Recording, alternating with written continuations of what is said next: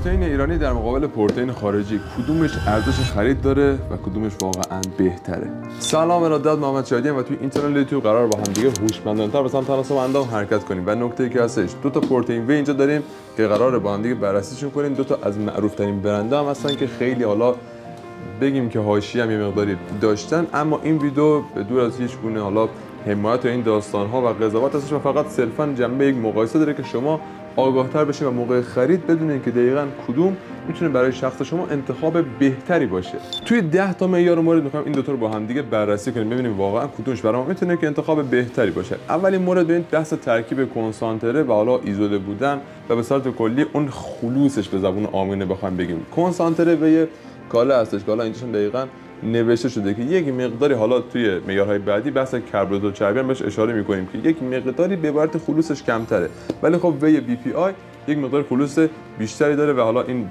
وی اشتیش هست. یه مدل دیگه هم هستش که باز وی ایزو که باز اون یک مقدار خلوصش طبیعتاً بالاتر حتی از همین نمونه هستش، اما بین این دوتا توی این مدل کنسانتره و این مدل کنسانتره نیست، مقداری بهتره و توی این قضیه بنا به مشخصات شخصی شما میتونه که این انتخاب بهتری باشه. توی بحث حالا ساخت کشورها هم اینا هم بچه‌ها داخل ایران به عبارتی پر میشه، ولی خب مواد اصلی و اولیه‌اش گفتن که از آمریکا میاد و به جنس وارداتی میتونیم در نظرش بگیریم. اینم که حالا تولید داخل هستش. مورد دوم بحث میزان پروتئین توی هر سروینگ هستش که سروینگ‌های بی پی آی به عبارتی 37 گرم هستش و توی 37 گرم 25 گرم پروتئین داره، اما پروتئین وی کاله توی به عبارتی هر اسکوپ یا سروینگش بخوایم در نظر بگیریم 32.5 گرم که باشه حدوداً اینم نوشته شده که 24 گرم پروتئین داره. سومین نکته بحث سرعت جذب هستش که بین این دو تا مورد بی پی آی میتونه به خاطر حالا اون بحث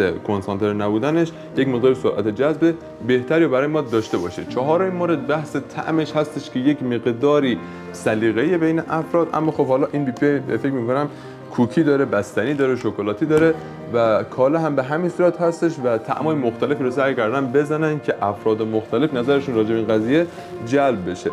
ولی خب دیگه اینو واقعا می‌سپاریم به خودتون، چه مقدار شخصی هستش، اما بی پی آی میتونه که یک مقداری طعم بهتری برای ما داشته باشه، گرچه که کالا هم توی این زمینه زیاد کم نیاورده و برند خوبی رو سعی کرده که به بازار ارائه بده.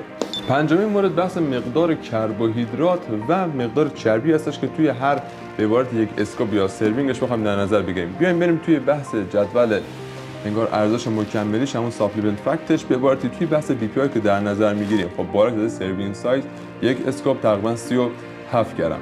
حالا نکته‌ای که هستش کالریش رو در نظر میگیریم که توی این 37 گرم 150 کالری داره و کالری که از طریق چربی به عبارتی تامین میشه 30 هستش. توتال فت رو که در نظر میگیریم 3.5 گرم هستش، کلسترولش 110 میلی گرم و توتال کربوهیدراتش به عبارتی 4 گرم هست، یعنی کل کربوهیدراتش 4 گرم هستش که حالا 3 گرم گفته شده که شکر هستش. توی بحث میزان پروتئینش که به شدت مهم و حائز اهمیت هستش برای ما 25 گرم هستش، 250 میلی گرم هم کلسیم داره و در نهایت 120 میلی گرم هم سدیم داره. و نکته‌ای هم که بهش میتونیم دقت کنیم این قسمت پایینش هستش که لیبل وزارت بهداشت هم خورده که دیگه از هر بابتی میتونه خیالتون راحت باشه. بریم سراغ به عبارت وی کاله و جدول این محصول رو هم در نظر بگیریم. سروینگ سایزش توی هر اسکوپ تقریبا 32.5 گرم به عبارتی هستش که کالریش 120.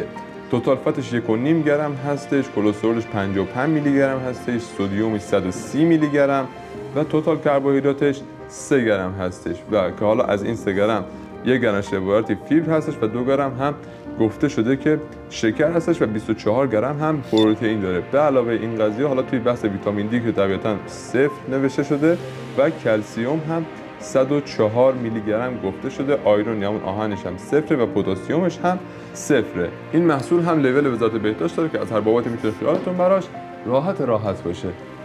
ششمین موردی که میخوام بهش دقت کنیم بحث قیمت هستش که پروتئین وی کاله در حال حاضر 3,600,000 تومان هستش و وی اشتی بی پی آی 4,500,000 تومان. نکته بعدی به هفت این مورد بحث حجم بسته‌بندی هستش که پروتئین وی کاله به عبارتی توی بسته‌های 1 کیلو 850 گرمی. نکته بعدیش بحث به عبارتی حدود 650 گرمی و نکته بعدی به عبارتی ساشه‌ای هم هستش که به عبارتی تک محصولی میتونه که حالا جلسات ورزشی که می‌بینید با خودتون ببرید. اما در مرحله بعدی که در نظر بگیریم وی بی پی آی هم همین حدود را داره، به عبارت 1850 گرمیش رو به عبارتی داره. نکته بعدی بحث همون حدود 798 گرمی هستش و نکته سوم هم که ساشه هستش که حالا فعلا ساشه‌ایش موجود نیست و توی همین دو تا محصول میتونین که استفاده کنیم.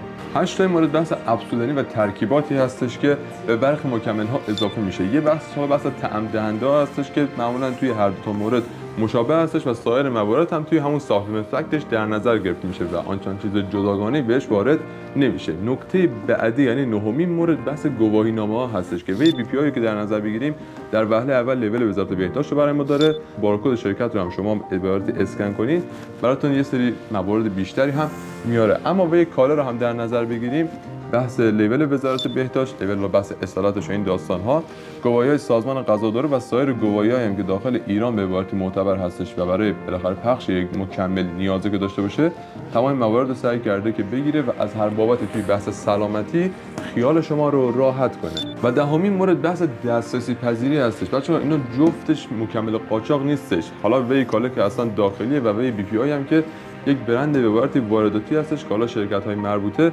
وارد میکنن به ایران و از داروخانه‌های معتبر توی کشور میتونیم به راحتی تهیه کنیم و دیگه نگران این قضیه نباشین که آی خدای نکرده توی حالا شهرک‌های حاشیه‌های برخی شهرها پر شده باشه یا همچین مواردی که احتمالاً خودتون دیگه باش دست و پنجه نرم کردین و موقع خرید مکمل این دغدغه رو داشتین که آی خدای نکرده آقا این داخلش اصلا گچ نباشه، پودر جوی دو سر نباشه، یه چیز دیگه نباشه. بدترین انگار عوارضی که میتونید در نظر بگیریم برای برخی مکمل ها اینی که سیستم گوار شما میزنه کلا داغون میکنه و دعا کنین اگر مکمل فکر خریدین فقط به سلامتیتون ضرر نزنه که این قضیه واقعا شوخی بردار نیست و حتما سعی کنین که به اهمیت بدین به این بحث اصالت مکمل ها. حالا یه سوال بزرگ اینجا پیش میاد که اصلا چه کسایی نیازه که مکمل پروتئین وی مصرف کنن؟ ببین به صورت کلی یک فرمول بخوام بهتون بگم، مثلا پروتئین مورد نیاز بدن شما در طی روز 130 گرم هستش. اوکی، از طریق منابع غذایی مختلف، تخم، گوشت، مرغ، حالا انواع مایه‌ها و منابع گیاهیش شما میاد به بدن اینا رو میرسونید. چقدر میتونید در طی روز برسونید؟ مثلا 100 گرم. حالا اینجا الان 30 گرم بدن دچار کمبود پروتئین دیگه. اوکی، و اینجاست که مکمل ها رو میتونیم استفاده کنیم که به عبارتی نقش تکمیل کنندگی رو بتونن برای ما داشته باشن.